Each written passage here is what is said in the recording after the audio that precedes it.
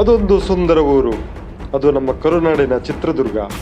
ಅಲ್ಲಿ ಒಬ್ಬ ರಾಜ, ದುರ್ಗದ ದೊರೆ, ದುರ್ಗದ ಹುಲಿ, ಗಂಡುಗಲಿ, 77 ಮಿಂಡರ ಗಂಡ, ಕರುನಾಡಿನ ಕಂದ, ನಾಯಕರ ನಾಯಕ, ರಾಜವೀರ ಮದಕರಿ ನಾಯಕನೆಂದೇ ಹೆಸರು.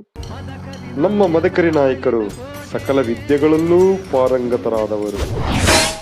ಅದೊಂದು ದೂರದ ಊರು, ಮೈಸೂರಿನ ರಾಜಧಾನಿ ಶ್ರೀರಂಗಪಟ್ಟಣ. ಅಲ್ಲೊಬ್ಬ ಹೈದರಾಲಿ. ದುರ್ಗದ ಕೋಟೆಗೆ ಹೈದರಾಲಿಯ ಮುತ್ತಿಗೆ ಕುತಂತ್ರ ಮತ್ತು ಮೋಸದಿಂದ ಕೂಡಿತ್ತು.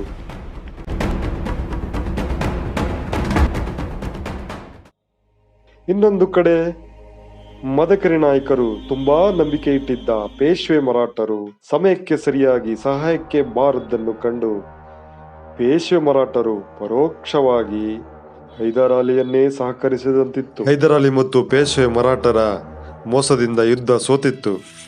ಬೇಸತ್ತ ನಮ್ಮ ವೀರ ಮದಕರಿ ನಾಯಕರು ದುಃಖಿತರಾಗಿ ಮನನೊಂದು ತಮ್ಮ ಆರಾಧ್ಯ ದೈವ ತಾಯಿ ಏಕನಾಥೇಶ್ವರಿ ಹತ್ತಿರ ಬಂದು ತನ್ನ ನೋವು ದುಃಖವನ್ನು ತೋಡಿಕೊಂಡರು.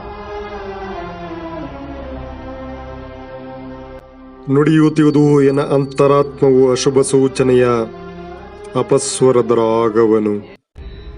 ನುಡಿದಂತೆ ನಡೆಯುತ್ತಿದ್ದ ಈ ವೀರ ಮದಕರಿ ನಡೆತದಲ್ಲಿ ಕುಂದೇನಾದರೂ ಇದ್ದರೆ ಅದರ ಪ್ರಾಯಶ್ಚಿತ್ತವನ್ನು ಅನುಭವಿಸಲು ನಾನು ಸದಾ ಸಿದ್ಧನಿದ್ದೇನೆ. ಅಮ್ಮ ಏಕನಾಥೇಶ್ವರಿ ದೇವಿ, ಜಗಜ್ಜನನಿ, ಜಗನ್ಮಾತೆಯೇ, ನಿನ್ನನ್ನೇ ನಂಬಿ ನೀನೇ ನನ್ನ ಆರಾಧ್ಯ ದೈವವೆಂದು ನಿನ್ನನ್ನೇ ಪೂಜಿಸುವವರನ್ನು ಕಷ್ಟದ ಕಂದಕದಲ್ಲಿ ಕೆಡವದಿರು.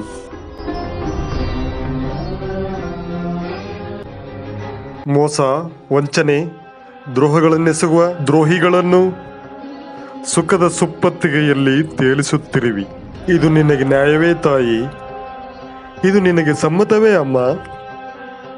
ಹೇಳಮ್ಮ, ಏಕೆ ತಾಯಿ ಮಾತನಾಡುವುದಿಲ್ಲವೇ ಅಮ್ಮ?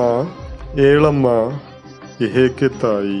ಹೇಳಮ್ಮ, ಏಕೆ ತಾಯಿ? ಕಲ್ಲಾದಿಯಾ ಅಮ್ಮ? ಕಲ್ಲಾದಿಯೇ ಅಮ್ಮ. ಆಯಿತು, ನೀನು ಕಲ್ಲಾಗಿಯೇ ಇರು. ಆದರೆ ನಿನ್ನ ಹೃದಯವನ್ನು ಮಾತ್ರ ಕಲ್ಲನ್ನಾಗಿ ಮಾಡಿಕೊಳ್ಳಬೇಡಮ್ಮ.